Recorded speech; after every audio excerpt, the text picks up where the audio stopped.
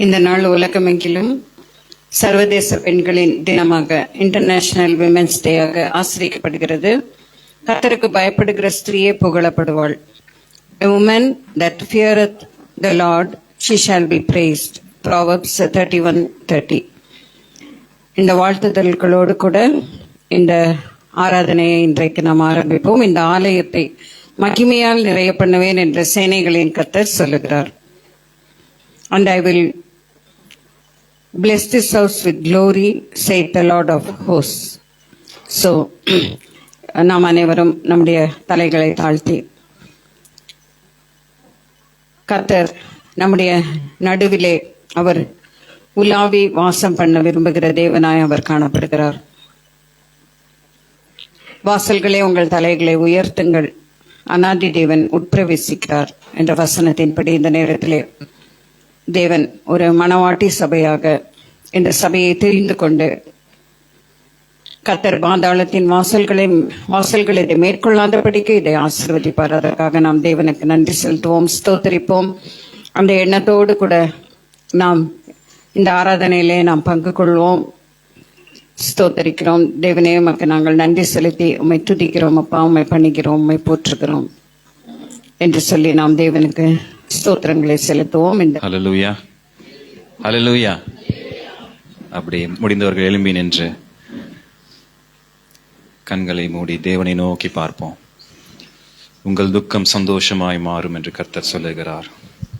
அநேகர் எதிர்பார்ப்புகளோடு, கேள்விகளோடு, பயங்களோடு, திகில்களோடு, பாரங்களோடு, பலவித சூழ்நிலைகளோடு வந்திருக்கலாம். இந்த காரியத்தை நான் எப்படி கடந்து போக போறேன், தேவன் என் வாழ்க்கையில் என்ன செய்ய காத்திருக்கிறார்னு சொல்லி கலங்கி நின்று கொண்டிருக்கலாம். கர்த்தர் சொல்லுகிறார், தீங்கின் காலத்திலும் நெருக்கத்தின் காலத்திலும் உனக்காக நான் சத்துருவுக்கு எதிர்பட்டு உனக்கு சகாயம் செய்வேன் என்று கர்த்தர் சொல்லுகிறார்.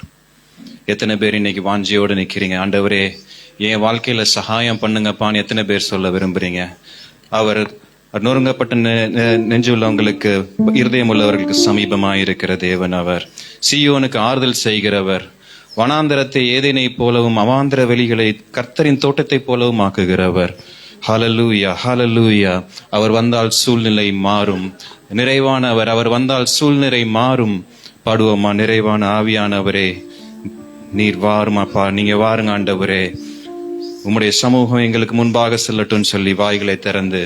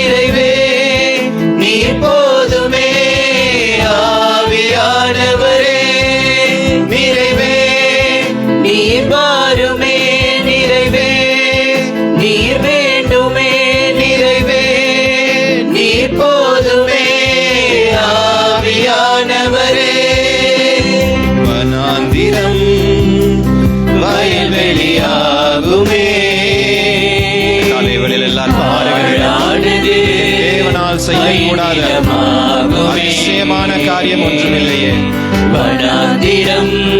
விசுவாசத்தோடு பாடிக்கொண்டிருக்கும் ஒரே ஒரு தேவ சுகம். பாழானது பயினிலமாகுமே. நீர் வந்தால் சூழ்நிலை மாறும்.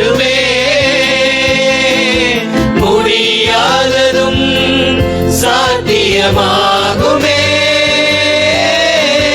நீர் வந்தால் சூழ்நிலை மாறுமே. முடியாததும் சாத்தியமாகுமே. நீர் வாருமே நிறைவே. நீர் வேண்டுமே. நான் உங்கள் பட்சத்திலிருந்து நீர் போதுமே. ஆவியானவரே நிறைவே. அலைகள் கொந்தளிக்கத்தக்கதாய் சமுத்திரத்தை குலுக்குகிற சேனைகளின் கர்த்தர் என்கிற நாமத்தை உடையவர். ஆவியோடு உண்மையோடு கூட பலவீனம் பலனாய் மாறுமே. சுகவீனம் சுகமாய் மாறுமே. எத்தனை பேர் சுகத்துக்காக காத்திருக்கிறீங்க? பலவீனம் அப்பாவை பார்த்து கேட்பீங்களா? பலனாய் மாறுமே.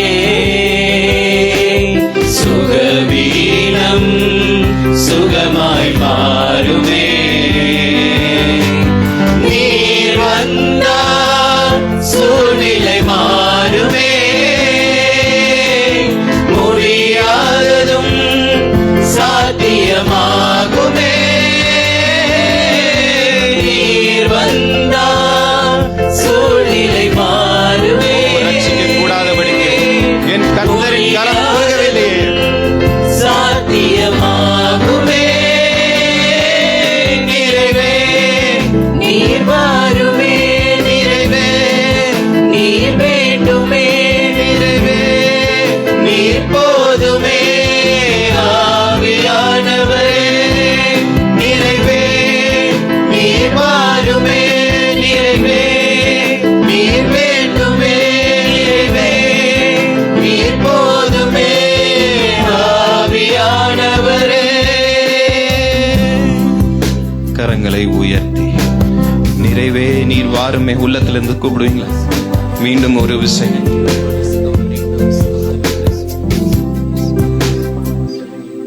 உள்ளத்தின் ஆழத்தில் இருந்து அப்படி நிறைவே நீர் வாருங்க ஆண்டவரே. நீங்க வாங்கப்பா. நீங்க வந்தா என் வாழ்க்கையில சூழ்நிலை மாறும் ஆண்டவரே. என் வாழ்க்கையின் வனாந்தரத்தை மாற்றக்கூடியவர் நீர் ஒருவர் தான். எந்த சூழ்நிலையா இருந்தாலும் உம்மால் மாற்றக்கூடிய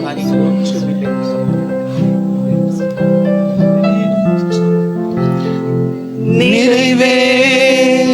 நீர் வாருமே நிறைவே.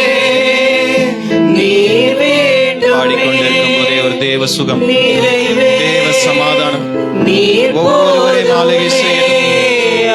கட்டுகள் உடைக்கப்படுகிற நேரம் இது. இயேசுவை பார்த்து கூப்பிடுங்க. நிறைவே. நீர் வாருமே. நுகங்கள் முறிக்கப்படுகிற நேரம் இது. நீர் வேண்டுமே. ஒருவராலும் தாண்டி போக கூடாது இருக்கிற எரிகோ மதில்கள் உடைக்கப்படுகிற நேரம் இது. நானே போராடினவர்களை நீ தேடியும் காணாதிருப்பாய். நிறைவே.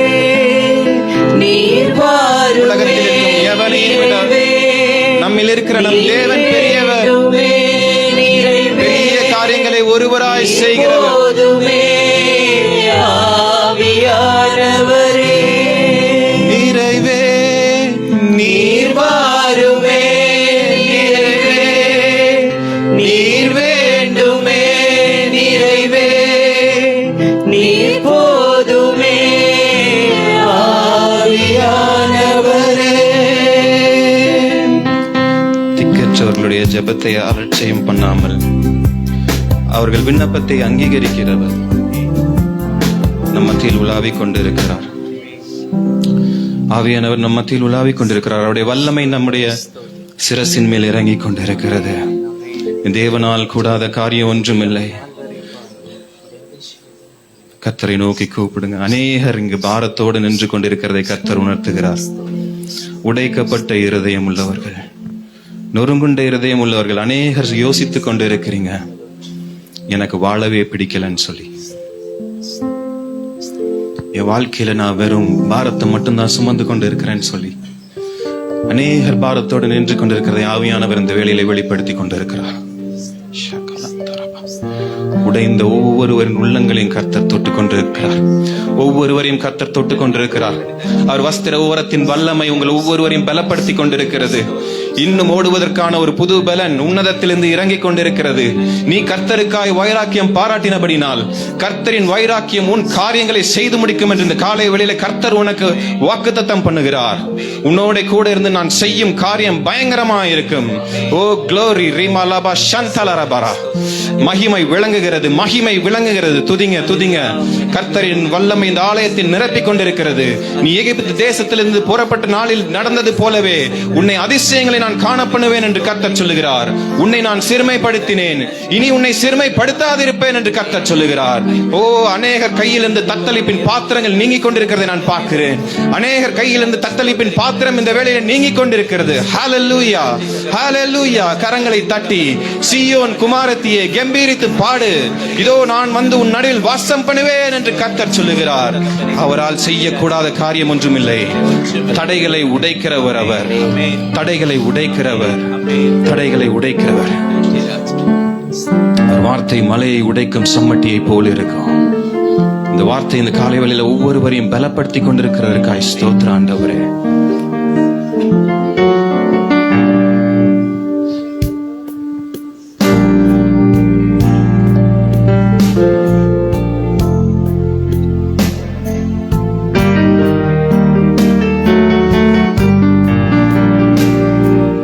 தடைகளை உடைப்பவரே, எனக்கு முன் செல்கின்றீரே. தடைகளை உடைப்பவரே, எனக்கு முன் செல்கின்றீரே. நீர் கோடலானவைகளை செவ்வையாக்குவீர், கரடானவைகளை சமமாக்குவீர். நீர் வெண்கல கதவுகள் உடைத்தெறிவீர், மறைந்த பொக்கிஷங்களை வெளித்தருவீர். நீர் கோணலானவைகளை செவ்வையாக்குவீர், கரடானவைகளை சமமாக்குவீர். நீர் வெண்கல கதவுகள் உடைத்தெறிவீர், மறைந்த பொக்கிஷங்களை வெளித்தருவீர். தடைகளை உடைப்பவரே, எனக்கு முன் செல்கின்றீரே.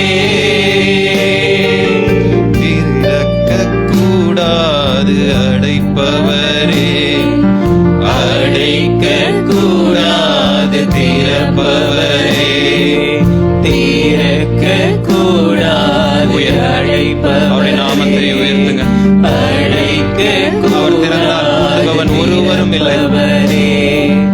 தாவீதின் திறவுகோலுடையவரே, திறந்த வாசலை தருபவரே.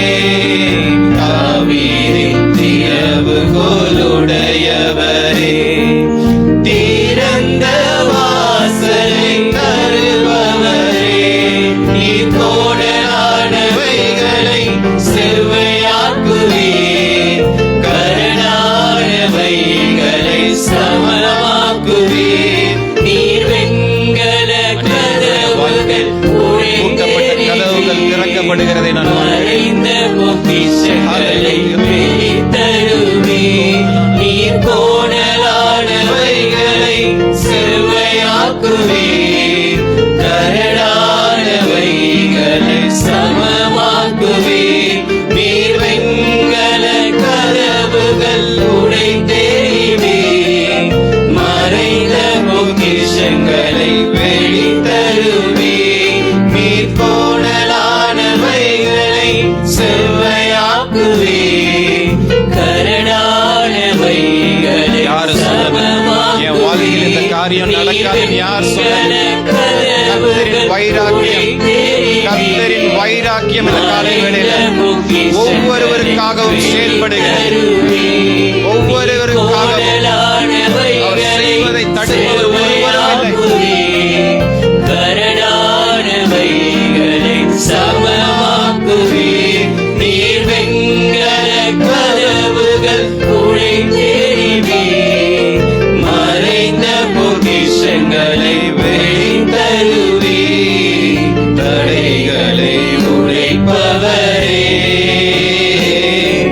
எனக்கு முன் செல்கின்றீரே. தடைகளை உடைப்பவரே, எனக்கு முன் செல்கின்றீரே.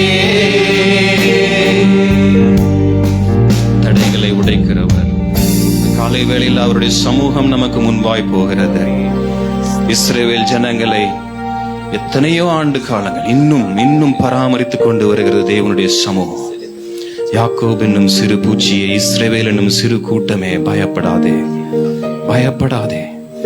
சத்துருக்கள் எவ்வளவாய் பெருகினாலும், என்னை விழும்படி எவ்வளவேனும் அவர்கள் வகை தேடினாலும், நான் விழும்படி தள்ளினாலும் கர்த்தர் எனக்கு உதவி செய்வார். அவர் செய்வதை தடுப்பவன் ஒருவரும் இல்லை. சேனைகளின் கர்த்தர் நம்மோடு இருக்கிறார். யாக்கோபின் தேவன் நமக்கு உயர்ந்த அடைக்கலமானவர். என் ஆத்துமாவே, நீ ஏன் கலங்குகிறாய்? ஏன் எனக்குள் தியங்குகிறாய்? என் முகத்துக்கு ரட்சிப்பும் தேவனுமாயிருக்கிறவரை நான் இன்னும் உயர்த்துவேன், இன்னும் துதிப்பேன்.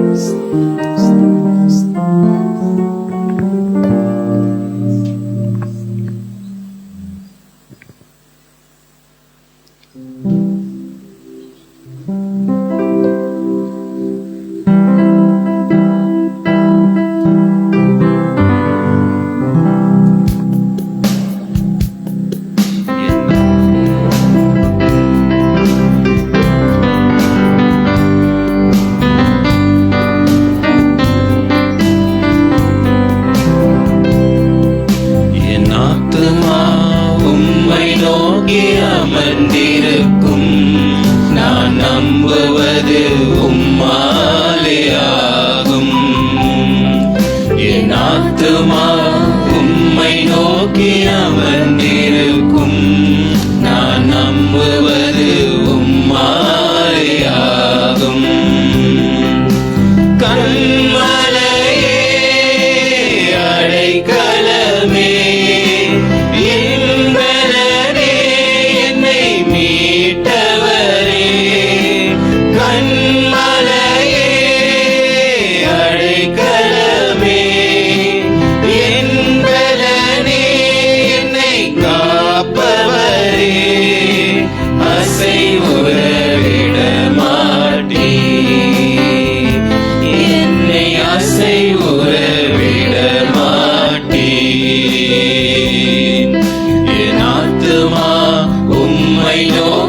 அமர்ந்திருக்கும் நான் நம்புவது உம்மாலே ஆகும்.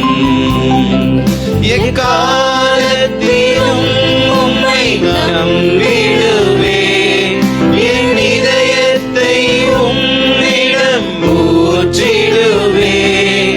எக்காலத்திலும் உம்மை நம்பிடுவேன். என் இதயத்தை உன்னை சுமந்து வந்த எபினேசர் நான் தான். உன்னை அசைவுற விட மாட்டேன் யாக்கோபே. என்னை அசைவுற எபினேசர் நான் இருக்கிறேன். என் ஆத்துமா உம்மை நோக்கி அமர்ந்திருக்கும் நான் நம்புவது உம்மாலே ஆகும். கிருபையும் மகிமையும் நிறைந்தவரே, சமயத்தில் தக்க பலன் அளிப்பவரே, கிருபையும் மகிமையும் நிறைந்தவரே, மீண்டும் சமயத்தில் தக்க பலன் உன்னை அசைவுற விட மாட்டேன். அசைவுற விட மாட்டேன். என்னை அசைவுற விட மாட்டேன்.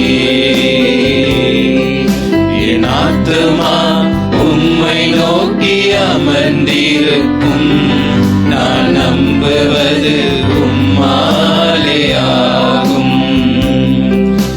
என்னை என்றும் மறவாதவரே, எனக்காக யாவையும் செய்பவரே, என்னை எவ்வளவு காற்றடித்தாலும் மறவாதவரே, அமர்ந்திருந்த நானே தேவன் என்று நீ அறிந்து கொள். நான் உன்னோடு இருந்து செய்யும் காரியம் பயங்கரமாயிருக்கும். என்னை அசைவுற விட மாட்டீ. என் ஆத்துமா உம்மை நோக்கி அமர்ந்திருக்கும். நான் நம்புவது உம்மாலே ஆகும். என் ஆத்துமா உம்மை நம்பி பாரிடும். நான் நம்புவது உம்மாலே ஆகும். என் ஆத்துமா உம்மை நம்பி பாரிடும். நான் நம்புவது உம்மாலே ஆகும். நான் நம்புவது உம்மாலே ஆகும்.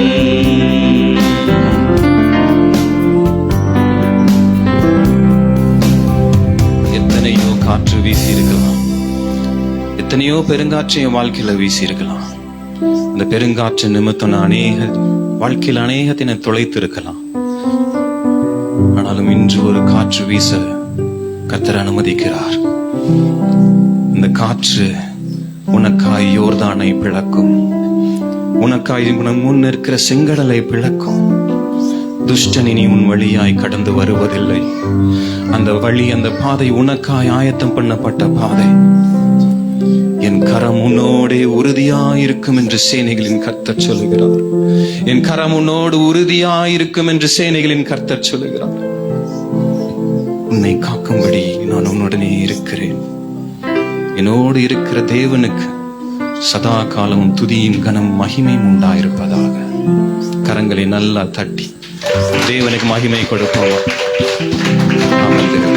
மனப்பூர்வமாக இந்த நாளிலும் தேவனை நாம் ஒருமுகப்பட்டு துதித்து ஸ்தோத்தரித்து அவருடைய நாமத்தை மகிமைப்படுத்தி இருக்கிறோம். கர்த்தருக்கு ஸ்தோத்திரம். தொடர்ந்து நாம் எழுந்து நின்று 45வது சங்கீதத்தை மாறி மாறி வாசிப்போம். இந்த நாளுக்கு என்று நியமிக்கப்பட்டிருக்கிற சங்கீதம் 45. சகோதரி பெசிலிகாவை இந்த சங்கீதத்திற்கு உதவி செய்வதை அழைக்கிறேன். Psalm 45 for responsive reading. சங்கீதம் 45. என் இருதயம் நல்ல விசேஷத்தினால் பொங்குகிறது. நான் ராஜாவை குறித்து பாடின கவியை சொல்கிறேன். என் நாவு விரைவாய் எழுதுகிறவன எழுத்தாணி.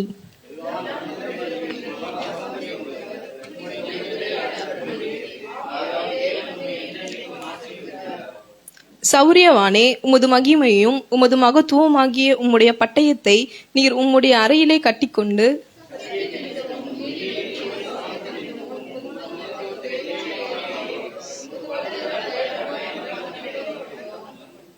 உம்முடைய அம்புகள் கூர்மையானவைகள்.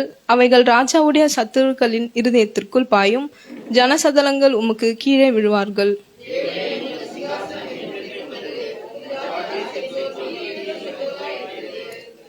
நீர் நீதியை விரும்பி அக்கிரமத்தை வெறுக்கிறீர். ஆதலால் தேவனே, உம்முடைய தேவன் உமது தோழரை பார்க்கிலும் உம்மை ஆனந்த தைலத்தினால் அபிஷேகம் பண்ணினார்.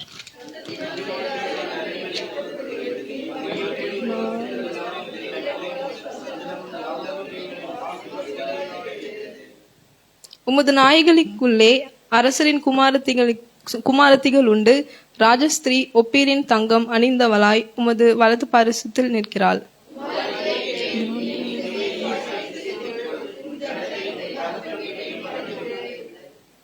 அப்பொழுது ராஜா உன் அழகில் பிரியப்படுவார். அவர் உன் ஆண்டவர் ஆகியால் அவரை பணிந்து கொள்.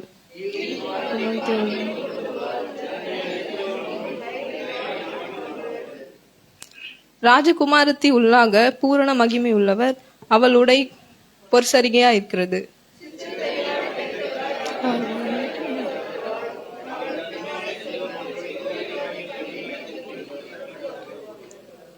அவர் மகிழ்ச்சியோடும் களிப்போடும் வந்து ராஜ அரண்மனைக்குள் பிரவேசிப்பார்கள்.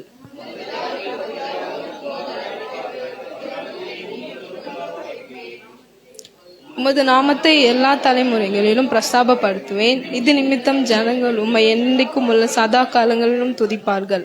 ஆமென். கர்த்தருடைய பரிசுத்த நாமத்திற்கு ஸ்தோத்திரம். இன்றைக்கு உலகமெங்கிலும் சர்வதேச பெண்கள் தினமாக ஆசரிக்கப்படுகிறது. இன்டர்நேஷனல் விமென்ஸ் டே என்று சொல்லி ஆசரிக்கப்படுகிறது. ஆகவே இயேசு கிறிஸ்துவின் நாமத்தினாலும் சபையின் சார்பாக உங்கள் அனைவருக்கும், பெண்களுக்கும், திருமணமானவர்கள் ஆகாதவர்கள் மற்ற எல்லா பெண்களுக்கும் மற்றும் ஆண்களுக்கும், முக்கியமாக ஆண்கள் வந்து பெண்களை அவங்க என்கரேஜ் பண்றாங்க. இந்த சபையில வந்து அதிகமாக நாம் பெண்களை நாம் ஊக்குவிக்கிறோம். ஆகவே இது மாத்திரம் இன்றைக்கு மாத்திரம் பெண்கள் தினம் கிடையாது, என்றைக்குமே நமக்கு பெண்கள் தினம்தான். எல்லா ஞாயிற்றுக்கிழமையும் பெண்கள் தினம்தான். ஆகவே இயேசு கிறிஸ்துவின் நாமத்தினாலே முதலாவதாக உங்களை நான் வாழ்த்துகிறேன்.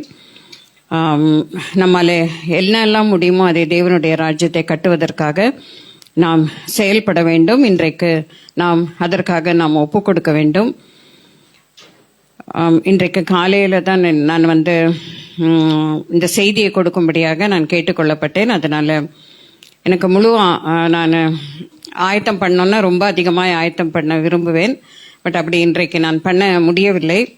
கர்த்தர் என்ன பேசுகிறாரோ, அவர் என்ன எனக்கு கைட் பண்ணாரோ, இங்கிலீஷ் சர்வீஸ்லேயும் அப்படிதான் தேவன் மிக அருமையாக வழி நடத்தினார். அதே போல இப்பொழுதும் கூட கர்த்தர் வழி நடத்தும் அந்த பிரகாரம் நான் உங்களோடு கூட கருத்துக்களை நான் பகிர்ந்து கொள்ள விரும்புகிறேன். முக்கியமாக இது பெண்களுக்கான செய்தி மாத்திரம் கிடையாது. நான் ஏற்கனவே சொன்னபடி நீங்கள் பெண்களை நீங்கள் ஊக்குவிக்கிறீர்கள். முக்கியமாக இந்த சபையிலும் கூட பெண்கள் அதிகமாய் ஈடுபடுவதற்கு ஆண்கள் வந்து அமைதியாய் இருந்து அவர்களிடம் கொடுத்து கொண்டு வருகிறார்கள். அதனால ஆண்களையும் முக்கியமாக இந்த நாளில் அதிகமாய் நான் பாராட்டி அவர்களையும் இயேசு கிறிஸ்துவின் நாமத்தினாலே நான் வாழ்த்துகிறேன். இப்பொழுது நாம் வாசிக்க இந்த சங்கீதத்தில் இருக்கிற சில குறிப்புகள் மிக அருமையான ஒரு சங்கீதம். இந்த சங்கீதம் இதிலே நாம் பார்க்கும் பொழுது 13வது வசனம் இதிலெல்லாம் பார்க்கும்பொழுது ஒரு பெண்ணை குறித்து சொல்லப்பட்டிருக்கிறது. அதாவது சபையாகிய மணவாட்டி சபையை குறித்து இது சித்தரிக்கப்படுகிறது. இதை நாம் ஆழமான அர்த்தத்தோடு கூட நாம் பார்க்கும் பொழுது முதலாவதாக 13வது வசனத்திலே நாம் பார்க்கிறோம், ராஜகுமாரத்தி உள்ளாக பூரண மகிமை உள்ளவள், அவள் உடை பொற்ஜரிகையாய் இருக்கிறது என்று சொல்லி நாம் பார்க்கிறோம். இது சில ஆடைகளை குறித்து சொல்லப்படுகிறது. முதலாவதாக பூரண மகிமை உள்ளவள், அதாவது உள்ளாக பூரண மகிமை உள்ளவள், அவளுடைய உடை வந்து பொற்ஜரிகையாய் இருக்கிறது. அதாவது பட்டு அப்படின்னு சொல்றோம் இல்லையா, இப்பொழுது அந்த எல்லா பட்டுக்களிலும் இந்த காஞ்சிபுரம் பட்டு என்பது மிக சிறந்தது. இன்னும் அதுக்கு மேல கூட இப்ப வந்திருக்கலாம், எனக்கு ரொம்ப தெரியாது. பட் விலையுயர்ந்த சிலது வந்து கோல்டுலேயே பண்ணியிருப்பாங்க. சாரீஸ் எல்லாம் வெட்டிங்ல எல்லாம் பார்க்கும்போது நல்ல பணக்கார குடும்பங்கள்ல பார்க்கும்பொழுது அந்த ட்ரெஸ்ஸே வந்து கோல்டுல தான் அவர்களுக்கு இருக்கும். இதுல பாத்தீங்கன்னா கூட அவள் உடையே பொற்ஜரிகையாய் அது காணப்படுகிறதாம். அப்போ அந்த பொண்ணு வந்து எப்படி கிடைக்கிறது? அடுத்ததாக சொல்லப்படுகிற ஆடை வந்து சித்திர தையல் ஆடை தரித்தவளாய் ராஜாவின் இடத்திற்கு அழைத்து கொண்டு வரப்படுவாள் அப்படின்னு. சித்திர தையல் ஆடை என்னும் போது எம்ப்ராய்டரி ஒர்க் போட்ட ட்ரெஸ். ஸோ இது ரெண்டுமே கர்த்தருடைய பார்வையிலே இது சில அர்த்தத்தோடு கூட இது வந்து காணப்படுகிறது என்று சொல்லி நாம் அறிந்து கொள்ளலாம். முதலாவது பார்க்கும் பொழுது இதுல பொற்ஜரிகை என்று சொல்லும்போது அந்த பொன் எப்படி கிடைக்கிறது? பொண்ணு வந்து சாதாரண மண்.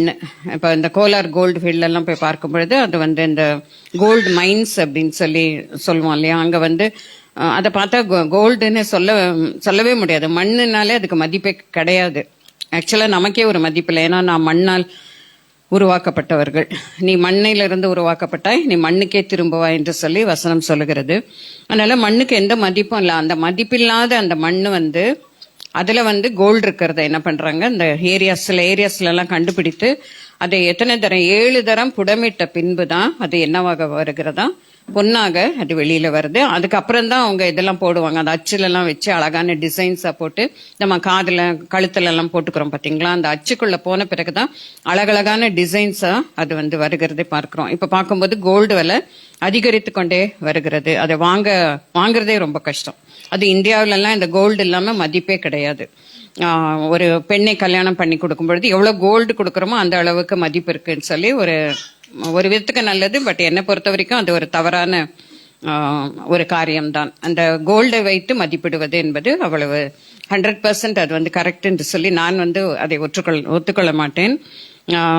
அதுல பார்க்கும்போது இந்த பொன் என்பது 7 தரம் புடமிடப்பட்டு வெளியில வருவதுதான் அந்த பொன். அதற்கு பிறகு அதை டிசைன் பண்ணி அதை பார்க்கும்போது இன்னும் அழகாக அது வந்து மாற்றப்படுகிறது. அப்ப நம்ம வாழ்க்கையில இந்த Dress நமக்கு வேணும், இந்த பொற்ஜரிகை என்ற இந்த Dress நமக்கு கொடுக்கப்படணும் அப்படின்னா நமக்கு இப்ப தெரியாது, அது பின்னால்தான் நம்ம அவருக்கு முன்பாக நாம் நிற்கும் போதுதான், அந்த பரலோகத்திற்கு போன பிறகுதான் தெரியும் அந்த Dress நமக்கு கொடுக்கப்பட்டிருக்கிறதா, நம்ம வாங்கியிருக்கோமா, நமக்கு தகுதி உள்ளவர்களா இந்த உலகத்துல இருக்கின்றோமா.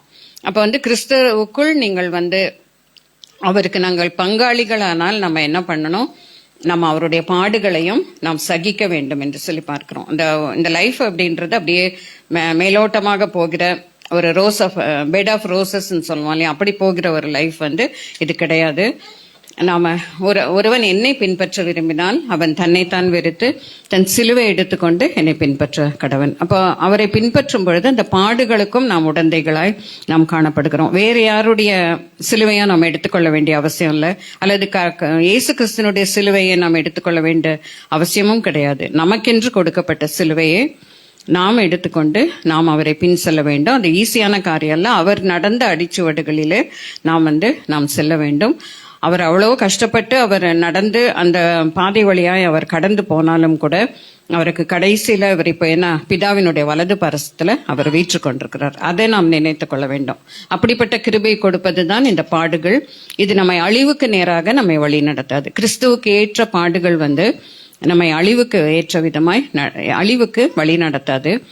சரீர பிரகாரமான பாடுகள் என்ன பண்ணும், நம்மை அழிவுக்கு நேராக நம் வழி நடத்தும். அதனால இன்றைக்கு நாம் யோசித்து பார்ப்போம், நாம் படுகிற பாடுகள் நம்மை அழிவுக்கு நேராக நடத்தி கொண்டிருக்கிறதா அல்லது கிறிஸ்துவுக்கு நேராக நம்மை நடத்தி கொண்டிருக்கிறதா என்று சொல்லி பார்ப்போம்.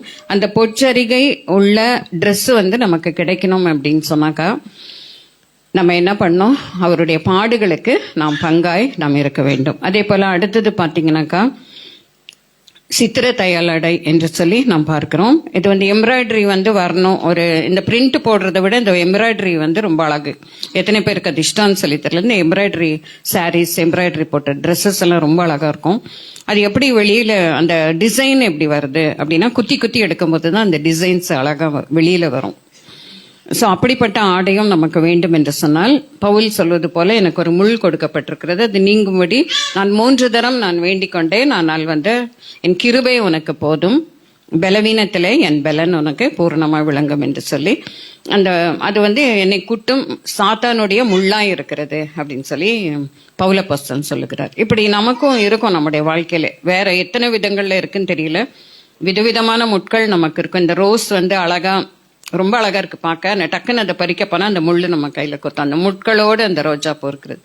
ஆனா அந்த ரோஸ் ஆஃப் ஷாரன் அப்படின்னு சொல்லி இயேசு கிறிஸ்து ரோஸ் ஆஃப் ஷாரன் அப்படின்னு சொல்லி, அதாவது சாரோனின் ரோஜா என்று சொல்லி அவர் அழைக்கப்படுகிறார்.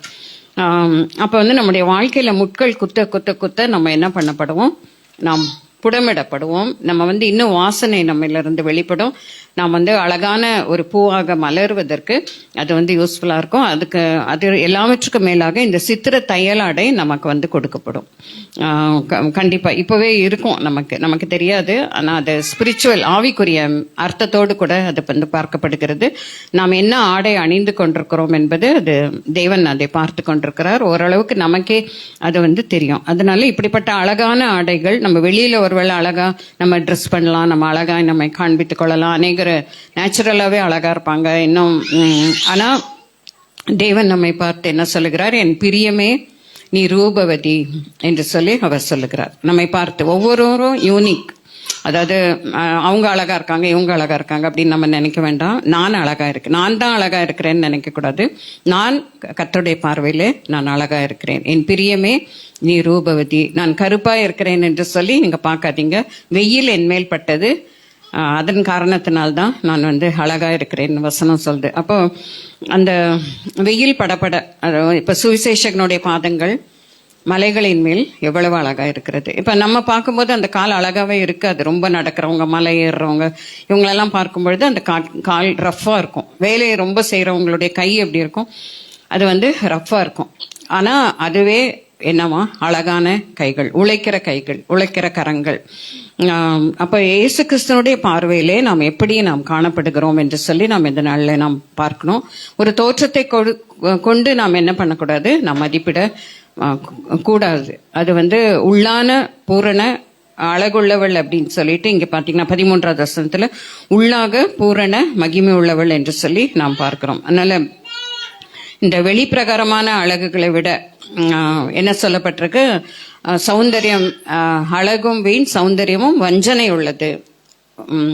கர்த்தருக்கு பயப்படுகிற ஸ்திரீயை என்ன பண்ணுவாளாம், அவள் தான் புகழப்படுவாள் என்று சொல்லி நம்ம இன்றைக்கு நான் போட்டிருக்கேன். அந்த வசனம் இருக்கும் அந்த ராக் சர்ச் குரூப்ல, அந்த வசனம் இருக்கிறது நீதிமொழிகள்ல காணப்படுகிறபடி. அப்ப கர்த்தருக்கு பயப்படுகிற ஸ்திரீயே அவளே என்ன பண்ணுவாளாம், புகழப்படுவாள். அதனால இன்றைக்கு நாம் பார்க்கலாம், ஒருவேளை நம்ம அதிகமா இந்த வெயில்ல அலையிறவங்க பாத்தீங்கன்னா, சுவிசேஷத்தை சொல்வதற்காக இருக்கிற மிஷனரிஸ், இன்னும் மற்றவங்க, நம்ம சூரிய எஸ்தரையே நம்ம நினைச்சு பார்க்கலாம். இன்றைக்கு எஸ்தர் பெண்கள் தினமாக இருப்பதினாலே எஸ்தரை நான் ரொம்ப அதிகமாக நினைவு கூறுகிறேன். என்றால் கடினமான பகுதியிலே அவள் உழைத்துக் கொண்டிருக்காள். ஒருவேளை நாம் இங்கே எல்லாம் வசதிகளோடு கூட நாம் வாழ்ந்து கொண்டிருக்கிறோம், நம்ம ஊழியங்களை செய்து கொண்டிருக்கோம். ஆனால் அந்த ஏரியாலலாம் பார்த்தீங்கன்னா மெசேஜ் அனுப்பும்போது எத்தனையோ விதமான கஷ்டங்கள் அந்த இடத்துல. ஒரு எலக்ட்ரிசிட்டி கிடையாது, ஒரு எந்த வசதியும் அதிகமாக கிடையாது, இருப்பதற்கு நல்ல வசதிகள் கிடையாது. அவங்க வசதியோடு வாழ்ந்தவங்க அங்க போய் 2 பேரும் இருக்கிறாங்க அப்படின்னு சொன்னா, எஸ்தர் தன்னுடைய பலவீனத்தோடு கூட அங்க இருக்கிறாங்க அப்படின்னு சொன்னா, கண்டிப்பா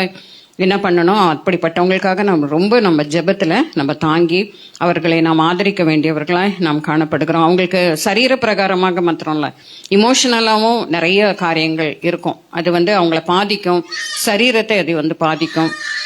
இப்படி இருக்கிற எல்லா பெண்களையும், முக்கியமாக பெண்களை அதிகமாக நாம் நினைத்து கொள்ள வேண்டியது அவசியமாக இருக்கிறது. அவர்கள் கர்த்தருடைய பார்வையில அவர்கள் அழகுள்ளவர்களாய் அவர்கள் காணப்படுகிறார்கள். அதனால இன்றைக்கு அழகு என்பது ரொம்ப நம்ம பார்க்க அழகாய் இருப்பது மாத்திரம் இல்ல, மலைகளின் மீது சுவிசேஷகனுடைய பாதங்கள் அழகா இருக்கிறது.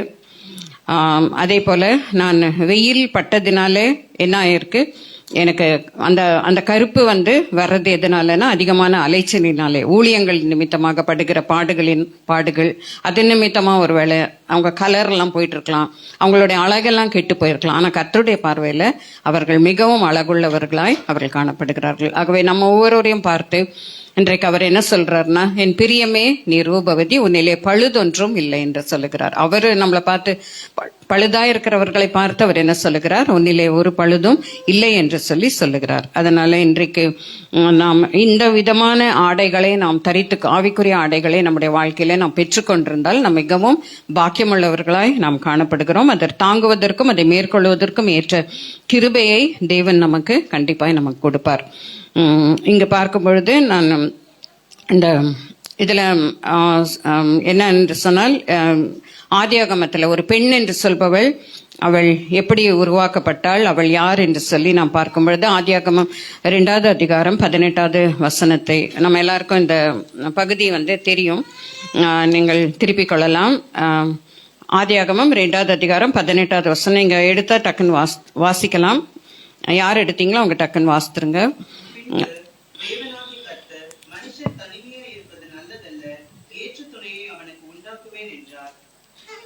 இங்க பார்க்கிறோம், தேவனாகிய கர்த்தர் என்ன நினைக்கிறாரு, ஆதாமை முதல்ல உண்டாக்கிட்டாரு, உண்டாக்கி எல்லாவற்றையும் அவர் கொடுத்தாரு, எல்லாவற்றையும் படைத்து எல்லாவற்றையும் ப்ரிப்பேர் பண்ணிட்டு அப்புறம் தான் மனுஷனை அவர் உண்டாக்குறாரு. உண்டாக்கிட்டு அப்புறம் எல்லாத்தையும் அவர் இது பண்ணல, அதாவது மனுஷனை அவர் உண்டாக்கல, எல்லாவற்றையும் அவர் ஆயத்தம் பண்ணி மனுஷனுக்காகவும் மனுஷிக்காகவும் ஒரு கப்புல், அதாவது ஒரு பெண்ணும் ஆணும் கணவனும் மனைவியாக அவர்கள் இணைய போகிறார்கள். அவங்களுக்கு என்னென்ன தேவையோ அது எல்லாவற்றையும் அவர் உண்டாக்கி அதற்கு பிறகு என்ன பண்றாரு, ஒரு ஆணை அவர் உண்டாக்குறாரு. அதற்கப்புறம் அவருக்கு தோணுது, ஐயோ தனியா இருக்கிறது நல்லதல்ல என்று சொல்லி. இன்றைக்கு நாம் தனியா இருப்பது அவருக்கு என்ன இல்லை, அவருக்கு பிரியமில்லை. தனின்னு சொல்லும் போது குடும்பத்துல இருந்தே சில தனியா இருக்காங்க, அது வேற விஷயம். கூட்டத்துல இருந்தாலும் சில தனிமை உணர்வாங்களோ, அதுவும் வேற விஷயம். ஆனா என்ன இருந்தாலும் நம்ம லோன்லியா இருக்கிறத அவர் விரும்ப மாட்டார். கர்த்தருடைய பிள்ளைகள் என்ன சொல்லக்கூடாது, நான் லோன்லியா இருக்கேன், தனியா இருக்கேன், எனக்கு போர் அடிக்குது. இந்த 2 வார்த்தைகள், லோன்லினஸ், போர் அடிக்குது அப்படின்னு சொல்றதுக்கு கடமை கிடையாது. ஏனென்றால் கர்த்தர் நம்மோடு கூட இருக்கும் பொழுது நமக்கு தனிமை உணர்வு வர வாய்ப்பே இல்லை.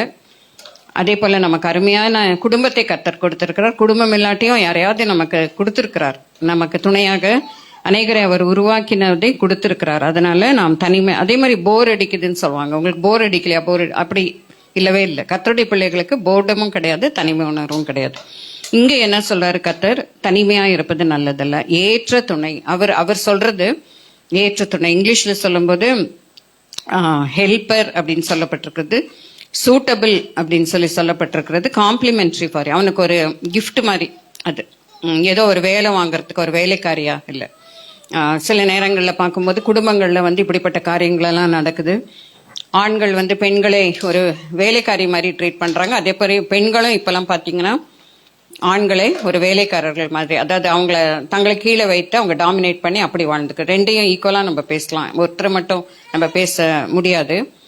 இப்படிப்பட்ட காரியங்கள் எல்லாம் குடும்பங்களில் நடைபெற்று கொண்டு வருகிறத பார்க்குறோம். அதுலேயும் ஒற்றுமையாக இருக்கிறவங்களையும் நம்ம பார்க்குறோம். இப்போ என்ன ஒரு ப்ளஸ் பாயிண்ட் இந்தியன்ஸ்க்கு அப்படின்னு சொன்னால் அது சொல்லுவாங்க, ஃபாரினர்ஸ் என்ன சொல்லுவாங்கன்னாக்கா, இந்தியாவில் வந்து சண்டை போட்டுட்டே ஒன்றா வாழ்ந்துடுறாங்க, சக்ஸஸ்ஃபுல்லாக வாழ்ந்துடுறாங்க. சண்டை போட்டுட்டே இருப்பாங்க, ஆனால் வாழ்ந்துட்டே இருப்பாங்க. ஆனால் சில இடங்களில் பார்க்கும்போது, சில கலாச்சாரங்களில் பார்க்கும்போது சும்மா சின்ன சின்ன காரியங்களுக்கும் டைவர்ஸ் பண்ணிடுவாங்க. அதாவது காரணங்கள் இல்லாமல் என்ன பண்ணக்கூடாது, டைவர்ஸும் பண்ணக்கூடாது, தனிமையாகவும் வாழக்கூடாது. அது கர்த்தருக்கு பிரியமானது கிடையாது. கொரட்டை விட்டாங்க அப்படின்னு சொல்லி, ரொம்ப கொரட்டை விடுறாங்கன்னு சொல்லி டைவர்ஸ் பண்ணவங்களும் ஃபாரின் இருக்காங்க, இங்கேயும் இருக்காங்க. ஸோ இப்படிப்பட்ட சின்ன சின்ன காரியங்களுக்கு, ரொம்ப சின்ன காரியங்கள், மைனர் காரியம், அது சின்ன காரியமாக இருந்தாலும் அது கொரட்டை விட்டு டிஸ்டர்ப் பண்ணுறது கஷ்டமான காரியம் தான் தாங்கிறதுக்கு. ஆனால் அதுக்காக போய் டைவர்ஸ் பண்ணிடக்கூடாது. நம்ம என்ன பண்ணோம், நம்ம இருக்கிற வாழ்க்கையில் எப்படி நம்ம அட்ஜஸ்ட் பண்ணி வாழலாம், எப்படி அதை சுமூகமாக நடத்தி கொண்டு போகலாம். இதில் என்ன சொல்லப்பட்டிருக்குதுன்னா, ப்ராவர்ப்ஸ், அதாவது நீதிமொழிகள் 31:30 இந்த கர்த்தருக்கு பயப்படுகிற ஸ்திரீயே என்ன பண்ணுவாளாம், புகழப்படுவாள். கர்த்தருக்கு பயப்படுகிற ஸ்திரீயே புகழப்படுவாள். அதே போல ஒரு பெண் என்று சொல்லும் பொழுது அவள் வந்து ஒரு குடும்பத்தை அவள் கட்டுகிறவளாய் காணப்படுகிறாள். ப்ராவர்ப்ஸ் நீதிமொழிகள் 14:1 பார்க்கும் பொழுது முக்கியமாக இது பெண்ணை குறித்து சொல்லப்படுகிறது. ஒரு பெண் வந்து அவள் தான் அந்த குடும்பத்திற்கு அஸ்திபாரம். அந்த பெண்ணு வந்து பில்சர் ஹவுஸ், அவள் வந்து அந்த குடும்பத்தை கட்டுகிறவளாய் அவள் காணப்பட வேண்டும். இன்றைக்கு ஒரு சின்ன சின்ன காரியத்துக்கும் நம்மள வாழ முடியாது அப்படின்னு நம்மளே யோசித்திருக்கோம், எல்லாமே யோசித்தது உண்டு. ஆனால் இன்றைக்கு வாழ்ந்து கொண்டு வருகிறார்கள் என்று சொன்னால் அது ஒரு பெரிய சாதனைன்னு நம்ம நினைக்கணும். கஷ்டத்தில் இருக்கேன், அதனால நான் ரொம்ப இதுவாக இருக்கேன் அப்படின்னு சொல்லி நம்மளே தாழ்த்தி கொள்ளக்கூடாது. இந்த கஷ்டத்தின் மத்தியிலும் நான் வாழ்ந்து என்ன பண்ணிட்டு இருக்கேன், நான் ஜெயிச்சுட்டே வரேன் அப்படின்னு சொல்றது ஒரு பெரிய சாதனையான காரியம். அதனால இன்றைக்கு பெண்கள் வந்து ஒரு சாதனையாளர்களாக வாழ வேண்டும் என்று சொன்னால் ஒரு கஷ்டமான ஒரு சூழ்நிலையில வாழ்ந்து ஜெயிப்பது தான் ஒரு சாதனை. ஒருவேளை அந்த ஹஸ்பண்ட் கெட்ட பழக்க வழக்கம் இருக்கலாம், குடிக்கலாம், கடன் பிரச்சனைகள் இருக்கலாம், பெண்கள்ல வீக்கா இருக்கலாம், பெண்கள் விஷயத்துல எத்தனையோ காரியங்கள்ல அவங்க குறைவுள்ளவர்களாக இருக்கலாம். ஆனா அதுலயும் வாழ்ந்து ஜெயிக்கிறவங்க சாதனையாளர்களாய் காணப்படுகிறார்கள். அதனால இன்றைக்கு நாம் ஒவ்வொருவரும் எப்படிப்பட்டவர்களாய் நாம் காணப்படுகிறோம். ஈவன் அது ஆண்களுக்கும் பொருந்தும். நாம் சாதனை உள்ளவர்களாய் நாம் இருக்கிறோமா? சிலருக்கு ஹஸ்பண்ட்ஸ் கிடையாது, அவங்க இறந்து விட்டுருப்பாங்க. அவங்க இறந்தும் வேற ஒரு கல்யாணம் இறக்காம வேற ஒரு கல்யாணத்தையும் பண்ணிட்டு வாழ்ந்து கொண்டிருக்கலாம். இப்படி தனிமையாய் நடத்துக்கிற பெண்களும் கூட சாதனையாளர்கள் தான். ஏன்னா அவங்க ஹஸ்பண்ட் இல்லாம அவங்க ஒரு குடும்பத்தை நடத்துறது அவ்வளவு ஈஸி கிடையாது. எவ்வளவுதான் சம்பாத்தியம் இருந்தாலும் அது ரொம்ப கஷ்டம். பல நிந்தனைகள் வழியா கடந்து போக வேண்டியிருக்கும். ஆனாலும் அவர்கள் குடும்பத்தை நடத்தி கொண்டு வருகிறார்கள் என்று சொன்னால் அது ஒரு பெரிய சாதனையாக அது வந்து காணப்படுகிறது. ஆகவே இன்றைக்கு நம்ம தீர்மானம் பண்ணலாம், நான் ஒரு சாதனையாளராக நான் வந்து காணப்படுகிறேனா என்று சொல்லி நாம் யோசிச்சு பார்க்கலாம். ஒரு சாதனையாளர்களாக வாழ்வதற்கு கர்த்தர் நமக்கு என்ன செய்யணும், நமக்கு உதவி செய்யணும். அதனால இங்க பார்க்கும் பொழுது ஒரு பெண் என்று சொல்பவள் அவள் தேவனால் ஏற்படுத்தப்பட்டவள். இங்க பாருங்க, இந்த 21வது வசனம், அதாவது 2வது அதிகாரம், ஆதியாகமம் 2வது அதிகாரம் 21 பாருங்க. முதல்ல தனிமையா இருப்பது நல்லதல்ல, ஏற்ற துணையை அவனுக்கு உண்டாக்குவேன் என்று சொன்னார். அப்போ நம்ம நினைக்க கூடாது, நான் வந்து கல்யாணம் ஆகாம நான் ஸ்பின்ஸ்டரா இருந்தப்போ நான் சந்தோஷமா இருந்தேன், நான் வந்து பேச்சுலர் இருந்தப்போ சந்தோஷமா இருந்தேன், இப்போ கல்யாணம் பண்ணிட்டு படாத பாடுபட்டு இருக்கேன் என்ற மாதிரியெல்லாம் கண்டிப்பாக வரும். ஒருத்தரோடு கூடவே வாழும்போது கண்டிப்பாக அந்த வரும். ஏன்னா கல்யாணம் பண்ணிட்டா மாற்றுதல்களே கிடையாது. ஒருத்தரோட கூட தான் நம்ம வாழ்ந்தாங்கன்னா அப்போ போர்டம் இருக்கும். நல்லா இருந்த குணங்களெல்லாம் கெட்ட குணமாக தெரியும். எதுலெல்லாம் என்ஜாய் பண்ணாங்களோ கல்யாணத்துக்கு முன்னே அதெல்லாம் வந்து கல்யாணம் ஆன புதுசுலலாம் என்ஜாய் பண்ணதெல்லாம் கடைசியில் பார்க்கும்போது அது பார்த்தா அதுவே ஒரு வெறுப்பாக இருக்கும். இப்படிப்பட்ட காரியங்களெல்லாம் வாழ்க்கையில் வர்றது ரொம்ப சகஜம். பட் என்னன்ற தனிமையாக நான் இருப்பேன் மட்டும் நம்ம என்ன பண்ணக்கூடாது, நம்ம டிசைட் பண்ணவே கூடாது. அது வந்து ஒரு திருமண வாழ்க்கை, ஒருவரோடு ஒருவர் என்ன பண்ணுவாங்களாம், அவங்க இசைந்து இருப்பார்கள் என்று சொல்லி சொல்லப்பட்டிருக்கிறது. அதனால நாம் இசைந்து வாழ நாம் கற்றுக்கொள்ள வேண்டும். அந்த சோர்வுகளுக்கெல்லாம் இடம் கொடுக்க கூடாது. ஜெபத்திற்காக மாத்திரம் நம்ம வந்து ஒருவரை விட்டு பிரிந்து நாம் ஜெபித்து பலன் எடுத்துக்கொண்டு அப்புறம் நாம் வாழ்வதற்கு நாம் தீர்மானம் பண்ண வேண்டும். அதே போல இங்க வந்து நீங்க பாருங்க 22வது வசனத்துல நம்ம பார்க்கும் பொழுது 22ல இருந்து வாசிங்க, 22, 23.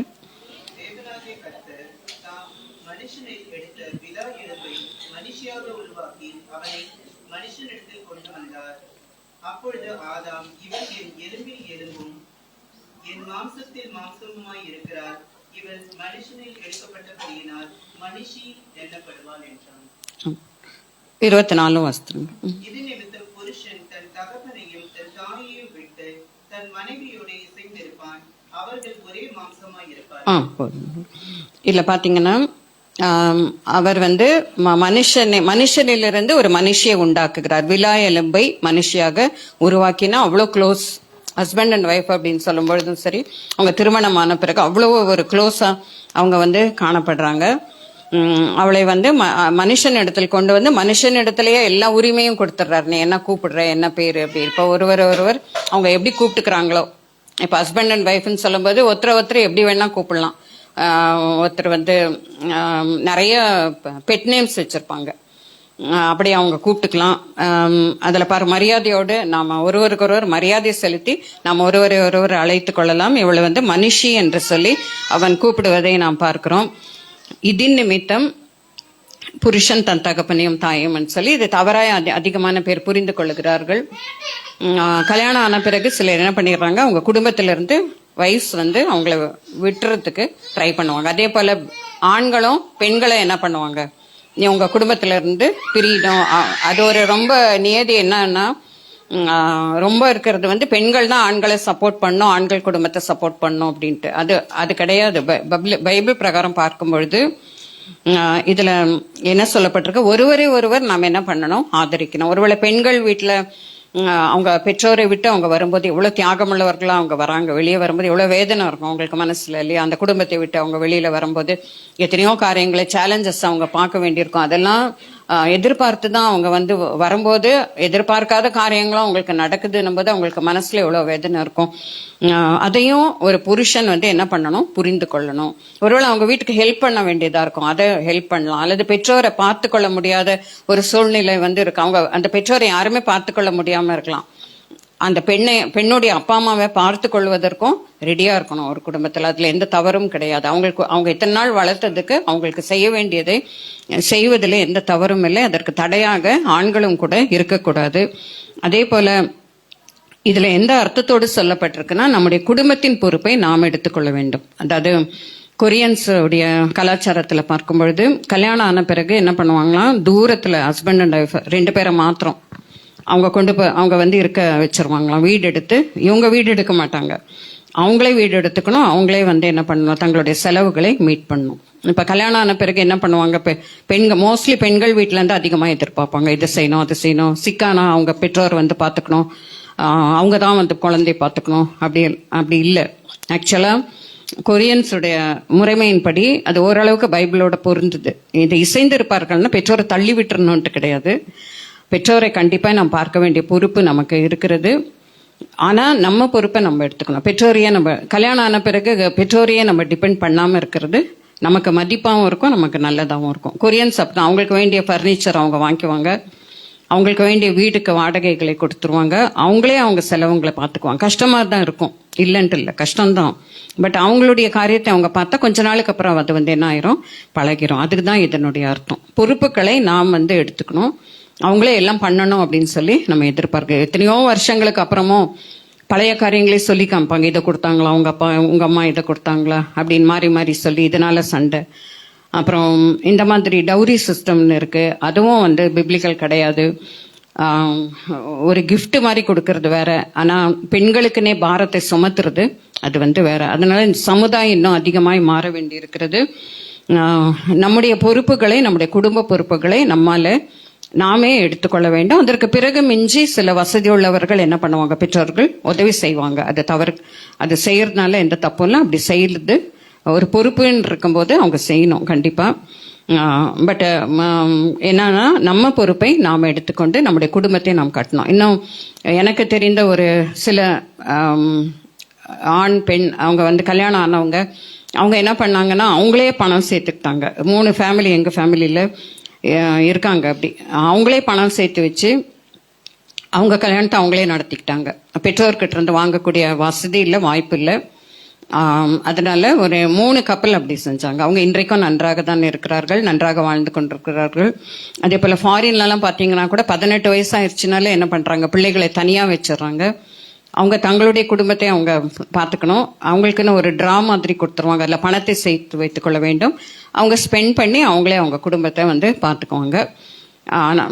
ஒரு விதத்துக்கு பார்த்தா ஃபுல்லாக கழட்டி விட்டுருவாங்கன்னு சொல்லுவாங்க பார்த்தீங்களா, அந்த மாதிரி. ஆனாலும் ஒரு ஏஜ் வந்தப்போ பெற்றோரை அவங்க என்ன பண்ணுறாங்க, நிராகரிக்கிறாங்க. அவங்கள ஓல்டேஜ் ஹோமில் போய் பிள்ளைகள் சேர்த்துடுறாங்க. ஸோ இவை எல்லாவற்றிலும் கவனமாக இருந்து மிக ஞானமுள்ளவர்களாய் நாம் நடந்து கொள்ள வேண்டும். ஆகவே ஒரு பெண் என்று சொல்லும் பொழுது பெண்ணினுடைய உணர்ச்சிகளையும் ஆண்களானாலும் ஆண்களுடைய உணர்ச்சிகளை பெண்களும் மதிக்க வேண்டும். எத்தனையோ காரியங்களில் பெண்களுடைய உணர்ச்சிகள் மதிக்கப்படுவதில்லை. பார்க்கும்போது அவங்கள வந்து அவங்களுடைய உறவுகளை வந்து கேவலமாக நினைக்கிறாங்க. இப்போ பெண்கள் எத்தனையோ விதங்களில் அவங்க எத்தனையோ பேர் கூட படிச்சிருக்கலாம், எத்தனையோ பேர் கூட வேலை செஞ்சுருக்கலாம். கல்யாணம் ஆன பிறகும் அவங்க வந்து அவங்க கிட்ட தவறே இல்லாமல் பேசலாம், பழகலாம். பழகிறதுன்றது ரொம்ப பழகிறதுன்னு நான் சொல்லலை, ஓரளவுக்கு அவங்களுடைய. இப்போ நான் படிக்கும்போது கூட பியூசிலெல்லாம் என் கூட நிறைய பேர் படித்தாங்க, பசங்களும் படித்தாங்க. +11 வரைக்கும் படிக்கல, பட் பியூசியில் வந்து நிறைய பேர் படித்தாங்க. எங்கள் அப்பா முன்னால் வந்து கேட்பாங்க, இந்த மாதிரி என்ன ஞாபகம் இருக்கான்னு இல்லைன்றேன் நான். ஏன்னா எங்கள் அப்பா வந்து என்ன பசங்களுக்குள்ள பேசிட்டு இருக்கேன்னு திட்டுவாங்கன்ட்டு 2 தடவை அப்படி பண்ணியிருக்கேன். அப்போ எனக்கு மனசு இன்னும் கூட பாரமாக இருக்கும். ஐயோ அவங்களெல்லாம் பார்த்தா திருப்பி போய் நான் பேசலாமே, கண்டே பிடிக்க முடியல. ஃபேஸ்புக்லலாம் தேடுவேன், அவங்களெல்லாம் கண்டே பிடிக்க முடியல. அவ்வளோ நல்லவங்க, ரொம்ப நல்ல பசங்க, ரொம்ப நல்லவங்க. அதே நேரத்தில் கல்யாணம் ஆன பிறகும் நம்ம என்ன பண்ணக்கூடாது, ஒரு உறவை வந்து தப்பா நினைக்கக்கூடாது. அவங்க இங்க பேசுறாங்க அங்க பேசுறாங்க அப்படின்னு சொல்லி தவறுதெல்லாம் நாம் புரிந்து கொண்டு அவங்க வேல்யூஸை வந்து நம்ம என்ன பண்ணக்கூடாது, நம்ம ரொம்ப டீக்ரேட் பண்ணவே கூடாது. ஒருவரை மதித்து ஒருவருடைய உணர்ச்சிகளை ஒருவர் புரிந்து கொண்டு நம்ம நடக்கணும். இதை வந்து அதிகமாக இன்றைக்கு நான் வலியுறுத்த நான் விரும்புகிறேன். அதனால பெண்களை பற்றி பேசுவதற்கு நிறைய காரியங்கள் இருக்கிறது. ஏற்ற துணையை தேவன் உண்டாக்கினார். இதில் என்ன பாயிண்ட்னா, தேவன் தான் சூஸ் பண்ணாரு. தேவனாகிய கர்த்தர் தான் என்ன பண்றாரு, அந்த பெண்ணை வந்து சூஸ் பண்றாரு. சூஸ் பண்ணாலும் அந்த பெண் பர்ஃபெக்டா கிடையாது, இல்லை, ஒரு இடத்துல தவறிடுறா. தவறுனதுக்காக அவங்க டைவர்ஸும் பண்ணிடல, அவங்க ஒன்னா தான் வாழ்ந்தாங்க, பிள்ளைகள் பெற்றார்கள், அவங்க வாழ்ந்து சக்சஸ்ஃபுல்லா அவங்க வாழ்ந்தாங்க. அது மாதிரி நிறைய காரியங்கள், சாராளை பாருங்க, ரெபேக்காவை பாருங்க, எல்லாம் தேவ சித்தத்தின் படி இணைந்தவர்கள். ஆனால் மிஸ்டேக்ஸ் நடக்குது, பட் அவங்க வந்து என்ன பண்றாங்க, அவங்க வாழ்ந்தது ஒன்னா தான் வாழ்ந்தாங்க. ஸோ இந்த விதமாக நமக்கு வந்து பார்த்தவங்க ஒருத்தரா இருக்கலாம், அவங்க பார்த்தாங்க, ஏன் பார்த்தாங்களா அவங்க எனக்கு இந்த துணைய அப்படின்னு நினைக்க வேண்டிய சூழ்நிலைகள் வரும் நம்முடைய வாழ்க்கையில. ஐயோ அவங்க இதை பார்க்காம இருந்த வேற ஒருத்தர் கல்யாணம் பண்ணியிருந்தா நல்லா இருந்திருக்கும் அப்படின்னு. யாருமே நம்மளை வந்து, நம்ம குயின் விக்டோரியாவா இருந்தா கூட என்ன பண்ணணும், கிச்சன்ல போய் சூப்பர்வைஸ் பண்ணி தான் ஆகணும். அதே மாதிரி யாரும் நம்மளை பல்லக்கில் எல்லாம் தூக்கிட்டு நம்மளை போகமாட்டாங்க. நமக்கு உரிய ட்ரீட்மெண்ட் தான் நமக்கு வந்து கிடைக்கும் எங்கே இருந்தாலும். இதுதான் வாழ்க்கையில் நம்ம பார்த்துட்டே வர்றது. ஸோ அவங்கள கல்யாணம் பண்ணியிருந்தா நல்லா இருக்கும்னுவோம், ஆனால் பண்ணியிருந்தா தெரியும் எப்படி இருக்கும் அப்படின்னு சொல்லி. அவங்க நம்மளை தூக்கி பல்லக்கில் வச்சு யாரும் நம்மளை சுமந்துட்டு போகிறதுல போகவும் மாட்டாங்க அந்த மாதிரி. ஸோ நமக்கு இருக்கிறதுல நம்ம என்ன பண்ணணும், நம்ம திருப்தியாய் நமக்கு இருக்கணும். அவர்கள் அழகுள்ளவர்கள் என்று சொல்லி நாம் என்ன பண்ணணும், நாமே திருப்தியாக இருக்க வேண்டும். இதில் பார்த்தீங்கன்னா 1 சாமுவேல் 25:3 எடுத்தவங்க வாசிங்க. 1 சாமுவேல் இதில் வந்து அபிகேலை குறித்து கூறப்பட்டிருக்கிறது. தேவனால் உண்டாக்கப்பட்ட ஒரு பெண் அபிகேல்.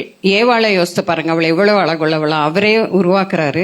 ஃப்ரெஷ், எந்த ஒரு சிக்னஸும் இல்லாம இருக்கும் இல்லையா, அப்பதான் அவள் உருவாக்கப்பட்டிருக்கா. இப்போ அது நிறைய பொல்யூஷன்னாலெல்லாம் நம்ம சிக்காகிறோம், நிறைய அழகெல்லாம் கெட்டு போகுது, இதெல்லாம் இருக்கு. பட் ஏவாளை பார்க்கும்பொழுது எவ்வளவு ஒரு அழகுள்ளவளா இருந்திருப்பாள். ஆனால் அவளும் தேவனால் தெரிந்து கொள்ளப்பட்டவள் தான். தேவனால் ஆதாமுக்கு தெரிந்து கொள்ளப்பட்டவள், உருவாக்கப்பட்டவள். அவளும் தவறு செய்கிறாள். இது ஆனா மனுஷர்கள், அவர்களும் மனுஷர்கள் தான். இங்க அபிகேலை குறித்து நாம் பார்க்கிறோம். அது 1 சாமுவேல் 25:3 வாசிங்கிறது. அந்த மனுஷனுக்கு நாபால் என்றும் அவன் மனைவிக்கு அபிகாயில் அந்த ஸ்திரீ மகா புத்திசாலியும் ரூபவதியுமாய் இருந்தாள். அந்த புருஷனோ முரடனும் விராகிருதனுமாய் இருந்தான். அவன் காலேபுடைய சந்ததியான். இதுல பாத்தீங்கன்னா அபிகேல் வந்து ரொம்ப அழகுள்ளவளாய் அவள் இருந்தாள். அதே மாதிரி அவள் நல்ல அறிவுள்ளவளாய் அவள் இருந்தாள் என்று சொல்லி தேவனால் உண்டாக்கப்பட்டவள். ஆனா அவளுக்கு கிடைச்சது ஒரு குரங்கையில பூமாலைன்னு சொல்லுவாங்க பாத்தீங்களா, அந்த மாதிரி ஒரு ஹஸ்பண்ட். அவன் வந்து ஒண்ணுக்கும் உதவாதவன், அவன் ரஃபா இருக்கான். அவனுக்கு மதிக்கவே தெரியல தன்னோட ஒய்ஃபை. இப்படிதான் இன்றைக்கும் அநேகர் வாழ்ந்து கொண்டிருக்கிறார்கள். அழகான ஒரு ஒய்ஃப் இருக்கும், ஆனா வேற ஒருத்தரை தேடி போவாங்க. அழகான குணங்களுடைய ஒரு ஒய்ஃப் இருக்கும், ஆனா அதை விட மோசமானவங்களை தேடி போய் என் ஒய்ஃபை விட நீ தான் நல்லவங்க அப்படின்னு சொல்றவங்க ஆண்கள் நிறைய பேர் இருக்காங்க. அதே மாதிரி பெண்களும் அப்படி இருக்காங்க. இருக்கிற வாழ்க்கையில திருப்தி இல்லாம இதையும் இழந்து கடைசியில் அதையும் இழந்து போவாங்க. ஸோ இதுலலாம் நம்ம ரொம்ப டெம்பரவரி ஹாப்பினஸ், அதாவது தற்காலிகமான இன்பத்தை தருகிற காரியங்களிலிருந்து நம்ம என்ன பண்ணணும், நம்ம விலகி இருக்கணும். இருக்கிறதுல எனக்கு திருப்தியா நாம் இருக்கணும். தேவன் எனக்கு கொடுத்த துணை, இது ஏற்ற துணை, இதுல நான் திருப்தியா இருப்பேன் அப்படின்னு சொல்லி நம்ம திருப்தியா இருக்க கற்றுக்கொண்டா நம்முடைய வாழ்க்கையில சமாதானம் இருக்கும். இந்த அபிகேலுடைய வாழ்க்கையில பாத்தீங்கன்னா இப்படிப்பட்ட ஒரு ஹஸ்பண்ட் கிடைச்சிருக்கிறத நம்ம பாக்குறோம். ஆனா இந்த லேடி எப்படியப்பட்டவளாம், அவள் அழகுள்ளவளாயும் அறிவுள்ளவளாயும் ஞானமுள்ளவளாயும் அவள் இருந்தாள் என்று சொல்லி பார்க்கிறோம். ஆகவே இப்படிப்பட்டவங்க கிடைச்சிருந்தா நம்ம என்ன பண்ணணும், கிடைக்கலனாலும் தேவனே நீ எனக்கு கொடுத்ததற்காக இவங்க தான் எனக்கு ஏற்ற துணை, அதுக்காக நான் நமக்கு நன்றி செலுத்துறேன் அப்படின்னு சொல்லி நாம் இன்றைக்கு நன்றி உணர்வோடு கூட நாம் காணப்படும்படியாய் தேவன் நமக்கு உதவி செய்ய வேண்டும். அதே போல இதுல பார்க்கிறோம் ப்ராவர்ப்ஸ், அதாவது நீதிமொழிகள் 14:1, அது எல்லாருக்கும் தெரிந்த ஒரு வசனம். நீதிமொழிகள் அநேக வசனங்கள் இருக்கிறது. 14:1, புத்தியுள்ள ஸ்திரீ தன் வீட்டை கட்டுகிறாள், புத்தி இல்லாத ஸ்திரீயோ தன் கைகளால அதை இடித்து போடுகிறாள். அதாவது நம்ம அந்த கடினமான பாதை, நான் ஏற்கனவே சொன்னபடி அந்த கடினமான பாதை வழியா போய் நம்ம கொஞ்சம் ஒரு ஸ்டேஜ் போயிட்டு கஷ்டமாவே தெரியாது. நம்ம வாழ்ந்துட்டோம் பாத்தியான்னு நினைச்சு நம்ம சாதிச்ச மாதிரி நம்ம யோசித்துக்குவோம். அதனால புத்தி உள்ள ஸ்திரீ என்ன பண்ணுவாள், அந்த குடும்பத்தை கட்டுறதுக்கு தான். இல்லைன்னா சின்ன சின்னதுக்கும் இரிட்டேட் ஆகி இப்பெல்லாம் சின்ன சின்னதுக்கும் என்ன பண்றாங்க, டைவர்ஸ் பண்ணிட்டு போயிட்டே இருக்காங்க இல்லையா. ஒண்ணுமே இருக்காது காரணம், சின்ன சின்ன காரியங்களுக்கும் அவங்க பிரிஞ்சிடறாங்க. ஏன்னா அவங்களுக்கு ஏர்னிங் இருக்கு, அவங்களுக்குரிய பலன் இருக்கு, எல்லாமே இருக்கு, சேலரி போதுமான சேலரி இருக்கு, நான் தனியாவே வாழ்ந்துக்குவேன்ற தைரியமும் இருக்கு. பட் அது வந்து பைபிள் பிரகாரம் அது கரெக்ட் இல்லை. புத்தி உள்ள ஸ்திரீ தன் வீட்டை என்ன பண்ணணும், கட்டணும். நம்ம குடும்பத்தை விட்டு பிரிஞ்சு போயிட்டா அதனால எத்தனையோ தீமைகள் நடக்குது, எத்தனையோ காரியம். பணம் மட்டும் பலன் கிடையாது, இந்த புத்தின்றது ரொம்ப நமக்கு ஒரு பலனாய் நமக்கு அமைந்து அந்த இதை என்ன பண்ணணும், நம்ம அந்த குடும்பத்தை கட்டுகிறவர்களாய் நாம் காணப்பட வேண்டும். அப்பொழுதுதான் நம்ம பிள்ளைங்க நம்மளை பார்த்து என்ன சொல்லுவாங்க, பாக்கியவதினி அப்படின்னு சொல்லுவாங்க. அந்த பிள்ளைகளும் என்ன பண்ணுவாங்க, கட்டப்படுவார்கள். அந்த பிள்ளைகளை யோசித்து பாருங்க, குடும்பம் உடையும் போது அதிகமாய் பாதிக்கப்படுவது யார், பிள்ளைகள் தான் அதிகமா பாதிக்கப்படுவாங்க. அதனால இன்றைக்கு நமக்குரிய சண்டைகள் சச்சரவுகள், இதனால அந்த பிள்ளைகள் பாதிக்கப்படாதபடி நாம் பாதுகாத்துக்கணும். சண்டையெல்லாம் ஒண்ணுக்குமே உதவாத சண்டைகளா இருக்கும். சில நேரத்துல பாத்தீங்கன்னா ஒரு பைசாவுக்கும் பிரயோஜனம் இல்லாத சண்டைகள்.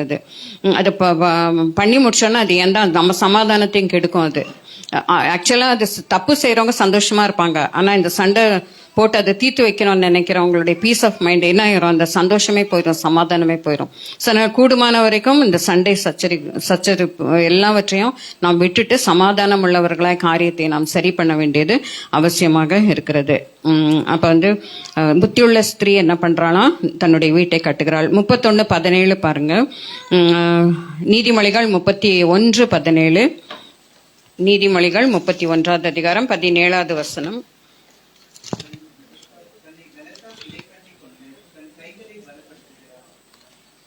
தன்னை பலத்தால், ஒரு பெண் என்று சொல்லுபவள் தன்னை பலத்தினால் இடை கட்டி கொண்டு தன் கைகளை பலப்படுத்துகிறாள் என்று சொல்லி நாம் பார்க்கிறோம். அதாவது நம்ம சில எதுக்கெடுத்தாலும் முடியாது, என்னால முடியாது, நான் ரொம்ப பலவீனம், என்னால இது செய்ய முடியாது அது செய்ய முடியாது அப்படின்னு நம்ம சொல்லிக்கொண்டே நம்ம இருந்தா உண்மையாலுமே நம்ம பலவீனர்களாக தான் இருப்போம். எவ்வளவு பலவீனம் இருந்தாலும் இந்த சில வேலைகளை நாம் செய்யும் பொழுது நம்ம பலன் கிடைக்கும்.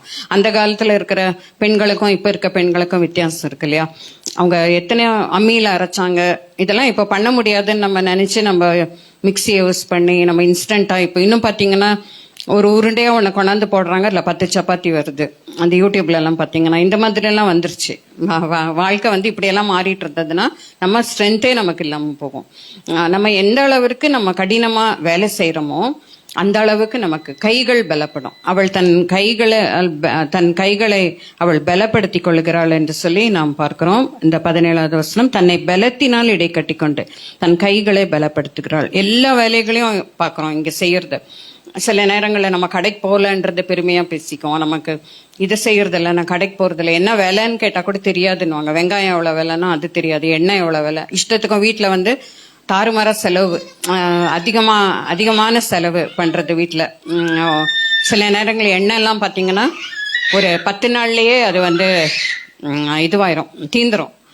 அந்த அளவிற்கு ரொம்ப தாராளமா என்ன பண்றது, தேவைக்கு அதிகமாய் நம் பொருட்களை யூஸ் பண்ணி வேஸ்ட் பண்றது. சிலர் அப்படி தூக்கி போட்டுருவாங்க. சிலர் அப்புறம் செஞ்சு வச்சு அதை தூக்கி போடுறது, வேஸ்ட் பண்ணக்கூடாதுன்னு அதை சாப்பிட்றது. இதெல்லாம் பண்ணி என்ன ஆகும்னாக்கா நம்முடைய ஹெல்த் போயிடும்.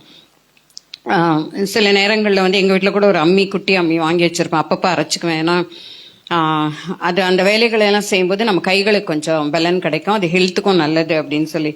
ஸோ தன்னை பலத்தினால் இடைக்கட்டி தன் கைகளை பலப்படுத்துகிறாள். நம் கைகள் பலப்பட வேண்டும் என்று சொன்னால் நம் கடினமான வேலைகளை நாம் செய்யும் பொழுது, அதாவது நம்முடைய கைகள் கூட இந்த ரொம்ப பத்திரமா நம்ம பார்த்துக்கிறோம். ரொம்ப சாஃப்டா இருக்க ஹேண்ட் வந்து வேலை செய்யாத கை அப்படின்னு சொல்லி சொல்றாங்க இல்லையா. அதே மாதிரி கால்களும் அதே மாதிரி தான். அதனால நம்ம கைகளில் எவ்வளவு இது இருந்தாலும், நம்ம அம்மாங்களுடைய கைகளை, எங்க அம்மா கையெல்லாம் பார்த்தீங்கன்னா பயங்கர ரஃபா இருக்கும், தொடவே முடியாது. அதை பார்த்து நான் அப்படி ஆகக்கூடாதுன்னு ரொம்ப பத்திரமா கையை வந்து பார்த்துக்கிறது. வேலை செய்த உடனே கையை நான் ஏதாவது பண்ணி கழுவி சரி பண்ணிக்குவேன். எங்க அம்மாவோட கை தொடவே முடியாது, சொரசொரப்பா இருக்கும், வலிக்கும் தொட்டாலே. அவ்வளோ வேலை செய்வாங்க. ஆனா பலமுள்ள கைகளா, அது இன்றைக்கு 85 வயசானாலும் அவங்க பலமுள்ளவர்களாய் அவர்கள் வந்து இருப்பதற்கு, அவங்க வயதுக்கு மிஞ்சின பலமுள்ளவர்களா இருக்க அது உதவியா இருக்கிறது. அதனால ஒரு பெண் என்று சொல்லும் பொழுது பலத்தினால் இடைக்கட்டி தன் கைகளை பலப்படுத்துகிறாள். இதுல பாக்குறீங்க 30வது வசனத்துல பெண்களை குறித்து ஹஸ்பண்ட் என்ன சொல்றாரு, அநேக பெண்கள் குணசாலிகளா இருந்ததுண்டு, நீயும் அவர்கள் எல்லாவற்றுக்கும் மேற்பட்டவள் என்று அவளை. ஒரு ஆண் வந்து மேல போனோம் அப்படின்னா ஒரு பெண் வந்து என்ன பண்ணும், அந்த குடும்பத்தை கட்டுகிறவளாய் அவள் இருக்க வேண்டும். தவறுகளையும் கண்டிக்க வேண்டும். சில சொல்லுவாங்க, ஆண்கள் என்ன செஞ்சாலும் பெண்கள் வந்து சொல்ல வேண்டிய முறையில அதை சொல்லி சரி செய்ய வேண்டும். அதுக்குன்னு சொல்லிட்டே இருந்தாலும் பிடிக்காது அநேகருக்கு. அதனால எப்படி சொல்லணுமோ அப்படி சொல்லி ஜெபத்தினால அதை ஜெயிப்பதற்கு நாம் கற்றுக்கொள்ள வேண்டும். சிலர் வந்து குணங்களை என்ன பண்ணுவாங்க, சில தவறான குணங்களை என்கரேஜ் பண்ணுவாங்க. எனக்கு தெரிந்த ஒரு குடும்பம், அவங்க வந்து ஹஸ்பண்ட் ரொம்ப சிறு வயதிலே அவர் ரொம்ப குடிக்க அவருக்கு மனக்கவலைனால அதிகமாக அவர் குடிப்பார். அப்போ இவங்களுக்கு அதை முடியல, அதை வந்து எப்படி அதை கரெக்ட் பண்ணுறதுன்னு முடியல. இவங்களும் சேர்ந்து என்ன பண்ணுவாங்க, அவங்களுக்கு ஊற்றி கொடுப்பாங்க குடிக்கிறதுக்கு. அப்படி குடிச்ச பிறகு என்ன கேட்டாலும் வாங்கி தருவார். ஸோ இதனால என்ன பண்ணுவாங்க, அவங்க இப்படி அநேகர் இருக்காங்க, அநேக குடும்பங்களை வேறு வழி இல்லாமல் இப்படி அவங்க இருக்கிறத பார்க்குறோம். கடைசியில் அந்த அங்கிள் என்ன பண்ணிட்டாங்க, ஒரு 38 வயசு இருக்கும், அவர் இறந்துட்டார். சடனாக வேலைக்கு போன இடத்துல, வேலைக்கு போகிற வழியிலேயே அவர் ஹார்ட் அட்டாக் வந்து அவர் இறந்துட்டார். ஸோ இப்படிப்பட்ட காரியங்கள், சில காரியங்கள் தப்புன்னு தெரியும், நம்ம ஒருத்தருக்கு செய்யறது தப்புன்னா அன்பான முறையில அவங்களுக்கு வந்து நம்ம சொல்றதுல தப்பு இல்லை. அதை தப்பா எடுத்துக்கிட்டா ஒரு நாளும் வாழ்க்கையில அவன் என்ன பண்ண முடியாது, முடியவே முடியாது. அதனால இன்றைக்கு ஒரு ஆண் வந்து வெளியில நல்ல முறையில இருக்கணும். 23வது வசனம் 31, 23, அவள் புருஷன் தேசத்து மூப்பர்களோட நியாயஸ்தலங்களில் உட்கார்ந்திருக்கையில் பேர் பெற்றவனாய் இருக்கிறான் என்று சொல்லி பார்க்கிறோம். 29ல அவன் சர்டிபிகேட் கொடுக்கறான். ஒரு ஸ்பவுஸ் கிட்ட இருந்து, ஹஸ்பண்ட் ஒய்ஃப் கிட்ட இருந்து சர்டிபிகேட் வாங்குறதுலாம் அவ்வளவு ஈஸி இல்லை, அதுதான் ரொம்ப கஷ்டம். வெளியே கூட நம்ம போய் சர்டிபிகேட்ஸ் வாங்கிடலாம், நம்ம கோர்ஸ்க்காக மற்ற காரியம் அவார்ட்ஸ் எல்லாம் கூட வாங்கலாம். பட் குடும்பத்துல சர்டிபிகேட் வாங்கணும் முக்கியமா. அந்த சர்டிபிகேட் இந்த பெண்ணுக்கு கிடைக்குது. 30 சௌந்தரியம் வஞ்சனை உள்ளது, அழகும் வீண், கர்த்தருக்கு பயப்படுகிற ஸ்திரீயே புகழப்படுவாள். கர்த்தருக்கு பயப்படும் பயம் என்ன ஆகும், மனுஷருக்கு பயப்படும் பயம் கண்ணியை வருவிக்கும், ஆனால் கர்த்தருக்கு பயப்படும் பயம் நமக்கு ஞானத்தை கொடுக்கும். அது மாதிரி அவள் புகழப்படுவாள் என்று சொல்லி நாம் பார்க்கிறோம். அப்புறம் வேதத்துல நம்ம பார்க்கும் பொழுது சிப்பிராள் பூவாள் என்று சொல்லி ஒரு 2 பெண்கள் இருக்கிறாங்க. எக்ஸோடஸ், அதாவது யாத்ராகமம் 1வது அதிகாரம் 15, நீங்க வீட்டுல போய் அதை படிச்சு பாருங்க. அந்த பெண்கள் தேவனுக்கு பயந்ததினாலே அநேக ஆசீர்வாதங்களை அவர்கள் பெற்றுக்கொண்டார்கள். அந்த தலைவர் சொன்ன தவறான காரியத்திற்கு அவங்க உடன்படல. இன்றைக்கு நம்ம வந்து காம்ப்ரமைசிங் ஸ்பிரிட், அதான் நான் வேலை செய்யற இடங்களுக்கு ஏற்ற மாதிரி நான் நடந்துக்குவேன் அப்படின்றது, அப்படிப்பட்ட காரியங்களை நாம் தவிர்க்கணும். தேவனுக்கு நாம் பயந்து, எங்க இருந்தாலும் நாம் தேவனுக்கு நாம் பயப்படணும். 17வது வசனத்துல பார்க்கிறோம். யாத்ராகமம் 1:17, அவர்கள் தேவனுக்கு பயந்ததினாலே அவர்களுக்கு நன்மையை செய்தார் தேவன். அதே மாதிரி 20வது வசனத்துல நினைக்கிறேன் பாருங்க, அதுல வந்து குடும்பங்கள் தழைக்கும்படி செய்தார். நமக்கு நன்மை உண்டாகணும், நம்முடைய குடும்பங்கள் தழைக்கணும்னா தேவன் என்ன சொல்றாரோ அதை என்ன பண்ணணும், நாம் வந்து அதன்படி செய்யணும். தேவனுக்கு பயந்து நடக்கும் பொழுது நமக்கு நன்மை உண்டாகும். அதே போல குடும்பங்கள் தழைக்கும்படியாக தேவன் வந்து செய்வார். அதனால இன்றைக்கு இந்த ஆசீர்வாதங்கள் எல்லாம் நமக்கு இல்லைன்னா நம்ம யோசிச்சு பார்க்கணும், நான் தேவனுக்கு பயப்படுறேன், மனுஷருக்கு பயந்துட்டு இருக்கேன். அவரோட ஹஸ்பண்டுக்கே பயந்து நடுங்கன்னா அவங்க இருக்கிறப்ப மட்டும் தான் நம்ம நல்லா இருப்போம். அதற்கப்புறம் நம்ம இஷ்டத்துக்கு நம்ம என்ன வேணா பண்ணுவோம். அதனால ஒருத்தருக்கு ஒருத்தர் பயப்படுறது உண்மைதான். ஆனா எந்த அடிப்படையில பயப்படுறோம்? தேவனுக்கு நாம் பயப்படும் பொழுது எப்பொழுதுமே நாம் ஒரே மாதிரி நாம் இருக்க முடியும் என்று சொல்லி நாம் பார்க்கிறோம். அதே போல யாத்ராகமத்துல நிறைய பட்ட ஸ்திரீகள், தேவாலயத்தை கட்டின ஸ்திரீகள் குறித்து நம்ம பார்க்கிறோம். இது இன்னைக்கு ரொம்ப முக்கியமா நான் சொல்ல வேண்டும் என்று விரும்பினேன், நான் நேரம் இல்லை. எக்ஸோடஸ் யாத்ராகமம் 35:22 அநேக விதமான ஸ்திரீகளை குறித்து நாம் பார்க்கிறோம். மனப்பூர்வமான ஸ்திரீகள் அப்படின்னு சொல்லும்போது அவங்க என்ன கொடுத்தாங்கன்னு பாருங்க. அதுல யாத்ராகமம் 35:22 நீங்க எடுத்தீங்கன்னா அவங்க எதையெல்லாம் அவர்கள் காணிக்க கொடுப்பதற்கும் ஒரு வரையறை இருக்கு. எதெல்லாம் கொடுக்கலாம், எதெல்லாம் கொடுக்க கூடாதுன்றும் இருக்கிறது. யாத்ராகமம் 35:22 வசனத்தை பார்க்கலாம். யாத்ராகமம் 35வது அதிகாரம். மனப்பூர்வமுள்ள ஸ்திரீ புருஷர் யாவரும் அஸ்ததகடங்கள், காதணிகள், மோதிரங்கள், ஆரங்கள் முதலான சகலவித பொன் ஆபரணங்களையும் கொண்டு வந்தார்கள். கர்த்தருக்கு காணிக்கை செலுத்தின ஒவ்வொருவனும் பொன்னை போதும். செலுத்தினான். அதாவது இதுல பாத்தீங்கன்னாக்கா போதும். 35:22 பார்க்கும்போது இவர்கள் மனப்பூர்வமான, அதாவது நகையை யாரும் கொடுக்க விரும்ப மாட்டாங்க. அதுல வந்து நகை கொடுத்துட்டாங்க அப்படின்னாக்கா, யாருக்காவது சும்மா தூக்கி கொடுத்துட்டாங்க அப்படின்னாக்கா அது உண்மையாகவே ரொம்ப அதிசயமான காரியம். அவங்க மிகவும் மனப்பூர்வமான ஸ்திரீகளாக தான் கண்டிப்பா அவங்க வந்து இருக்கணும். அதனால்தான் பைபிள்லயே சொல்லப்பட்டிருக்கு, இத்தனை ஆர்னமெண்ட்ஸ், அதாவது அவங்க அணிந்து கொண்டிருந்த இது எல்லாவற்றையும் என்ன பண்றாங்க, பொன் ஆபரணங்கள், ஆரங்கள், அஸ்தகடங்கள், இவைகள் எல்லாவற்றையும் கொண்டாந்து கொடுத்தவங்களுக்கு என்ன பேரு? மனப்பூர்வமான ஸ்திரீகள். நம்ம யோசித்து பார்க்கலாம், இன்னைக்கு மனப்பூர்வமான, இன்றைக்கு ஒரு சர்ச்சையே நம்ம கட்டிடலாம், ஆனா நம்ம மனப்பூர்வமான ஸ்திரீகளா நம்ம இருக்குமா? நம்ம எந்த அளவிற்கு நம்ம மனப்பூர்வமான ஸ்திரீகள்? இன்றைக்கு நம்ம வந்து நகைகளை நம்ம வாங்கிக்கணும் அப்படின்றது நம்ம நினைக்கிறோம். இந்த தடவை கூட நான் சொன்னேன், எனக்கு வேண்டாம் எந்த கிஃப்ட்டுமே, எனக்கு புடவைங்கெல்லாம் நிறைய இருக்கனால நான் கோல்டா வாங்கிக்கிறேன் அப்படின்னு சொன்னேன். அதாவது அந்த கோல்டு அப்படின்னு சொல்லும் பொழுது அது எவ்வளவு விலை உள்ளது, அதை நம்ம சேர்த்து வைக்கணும்னு நினைக்கிறோம் பிள்ளைகளுக்காக. அவ்வளவுதான், அதோட நம்ம யோசிக்கணும். சில சர்ச்சஸ்ல என்ன பண்ணுவாங்க, நீங்க அதை எல்லாத்தையும் கழட்டி கொண்டாந்து போடுங்க அப்படின்னும் சொல்லுவாங்க. அந்த மாதிரி ஊட்டியில கூட ஒரு குடும்பம் சொல்லி எல்லாம் கொண்டாந்து போட்டு நகையெல்லாம் எடுத்துருங்கன்னு சொல்லி எடுத்தோன்னா, அவங்க அப்புறம் பார்த்தா அவங்க ஒய்ஃபே அவ்வளோ ஃபுல் நகை போட்டு இன்னும் இருந்தாங்க. அவங்க சாகிற வரைக்கும் அந்த நகை போட்டுட்டு தான் இருந்தாங்க. ஸோ இந்த மாதிரி எல்லாம் நம்ம பார்க்குறோம். நம்ம சபையில நம்ம கேட்கறதில்ல, பட் இங்கே பார்த்தீங்கன்னா மனப்பூர்வமுள்ள ஸ்திரீகள் இந்த நகைகள் எல்லாம் என்ன பண்ணாங்களாம், கொண்டு வந்து கொடுத்தாங்க அப்படின்னு சொல்லி நம்ம பார்க்குறோம். பொன்னை அவர்கள் காணிக்கையாக செலுத்தினார்கள் அப்படின்னு சொல்லி. அப்ப நகைகள் இல்லாதவங்க என்ன பண்ணாங்க? 25வது வசனத்துல பாருங்க, 35:25. ஞான இருதயமுள்ள ஸ்திரீகள் எல்லாரும் தங்கள் கைகளினால் 100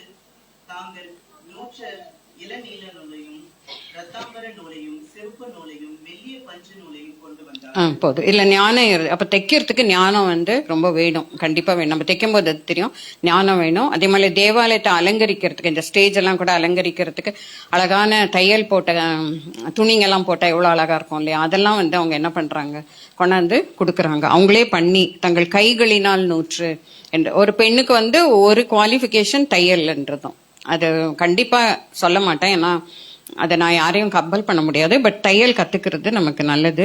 தங்கள் கைகளினால் 100, தாங்கள் 100 இளநூல், எல்லாவற்றும் ரத்தாம்பரம் நூல்கள்லாம் காஸ்ட்லி, அது ரொம்ப. அதெல்லாம் அவங்க என்ன பண்றாங்க, தேவாலயத்திற்கு கொண்டாந்துறாங்க. அந்த சர்ச்சஸ் எல்லாம் அந்த எருசலேம் தேவாலயம் என்று சொல்லுது மிகப்பெரிய ஆலயம். அந்த ஆலயங்களை கட்டுவதற்கு இப்படிப்பட்ட விலையுயர்ந்த காரியங்களை, துணிகளை, ஸ்கிரீன்ஸ், இதெல்லாவற்றையும் அவர்கள் கொண்டு வந்து கொடுக்குறாங்கன்னு சொல்லி பார்க்குறோம். அதுவும் இல்லாதவங்க என்ன பண்ணுவாங்கன்னா 26வது வசனத்துல பாருங்க, 26. எந்த ஸ்திரீகளுடைய இருதயம் ஞான எழுப்புதல் அடைந்ததோ அவர்கள் எல்லாரும் வெள்ளாட்டு மயிரை தரித்து ஒண்ணுமே இல்லாதவங்க அது இது ரெண்டுமே இல்லாதவங்கன்னு நினைக்கிறேன். ஞான எழுப்புதல், அவங்க அந்த ஸ்திரீகளுக்கு பேரே பாருங்க எவ்வளவு அழகா இருக்குன்னு. அவர்கள் வெள்ளாட்டு மயிரை தரித்து அதை இது பண்ணாங்க அப்படின்னு சொல்லி கொண்டு வந்தாங்க அப்படின்னு சொல்லி பார்க்கிறோம். இவங்க எல்லாமே அவங்களால என்ன முடியுமோ அதை பண்ணாங்க. இப்ப இல்லாதவங்க இல்லாதது அதெல்லாம் கொண்டாந்து போடணும் அப்படி கிடையாது.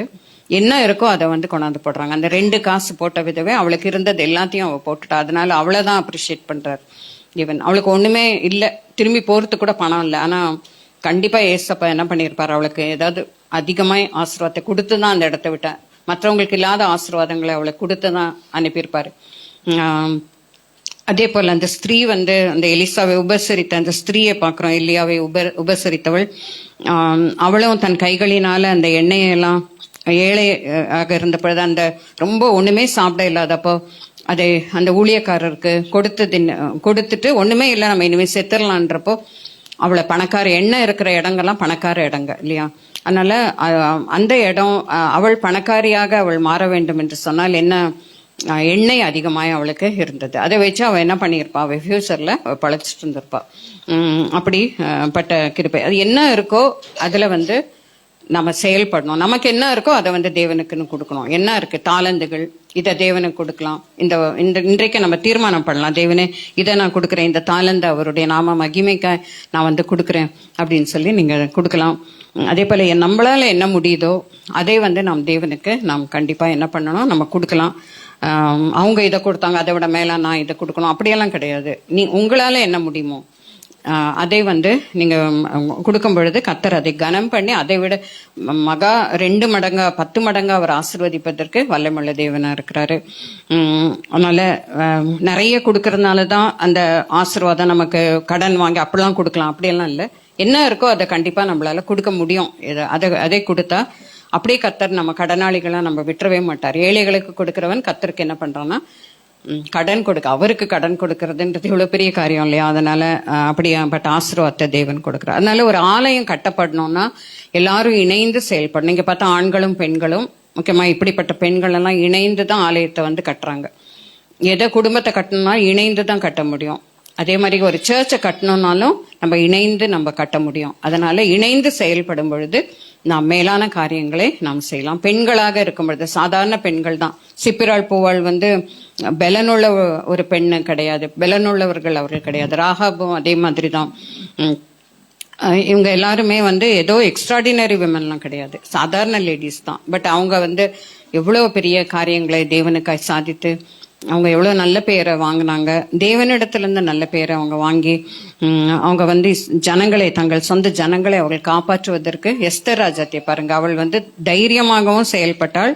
அதே மாதிரி அந்த பயம் இல்லாம தைரியமாய், அவள் சாதாரணமான ஒரு லேடி தான், பட் தைரியமாய் அவள் செயல்பட்டாள். தைரியமாய் பயம் இல்லாமல் அவள் செயல்பட்டதுனால அவளுக்கு பின்னால ஒரு குரூப்பை வச்சுக்கிட்டா பிரேயருக்காக.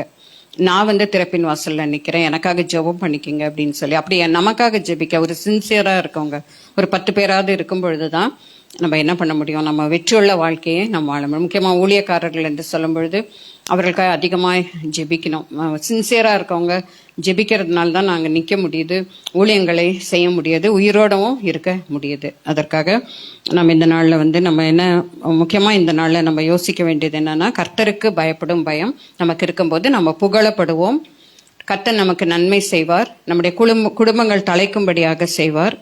அதே போல நம்ம பாடுகள், அவருக்காக நாம் பாடுகளை நாம் அனுபவிக்கும் பொழுது கர்த்தர் நமக்கு அழகான உடையை நமக்கு கொடுக்க வல்லமுள்ள அந்த பொச்சருகே உள்ள உடை, சித்தத்தையலாடை, இவைகளை கொடுத்து நம்மை என்ன பண்ணுவார், அவர் அலங்கரிப்பார். அதனால இன்றைக்கு நீங்கள் எந்த பாடுகளின் வழியாக எந்த முள்ளு வந்து உங்களை குத்தி கொண்டிருக்கிறதோ அதனாலேயே நீங்கள் என்ன பண்ணுவீங்க, நீங்க மேன்மை அடைவீர்கள். அதனால இக்காலத்து பாடுகள் இனி வரும் மகிமைக்கு ஒப்பிடத்தக்கவர்கள் அல்ல. இதெல்லாம் லேசான உபத்திரவங்கள், இது ஒண்ணுமே இல்லை. இப்ப படுற உபத்திரங்கள் ஒன்றுமே இல்லைன்னு நினைச்சு இதற்காக நாம தைரியத்தோடு அதை ஃபேஸ் பண்ணி, கர்த்தருடைய பலத்தினால ஃபேஸ் பண்ணி, கர்த்தருக்கு பயப்படும் பயத்தினால நம்ம ஃபேஸ் பண்ணி, அதனால நாம் புகழப்பட வேண்டும், நான் நன்மை அடைய வேண்டும், நம்முடைய குடும்பங்கள் தலைப்பதற்கு நாம் காரணமாக நாம் இருக்க வேண்டும்.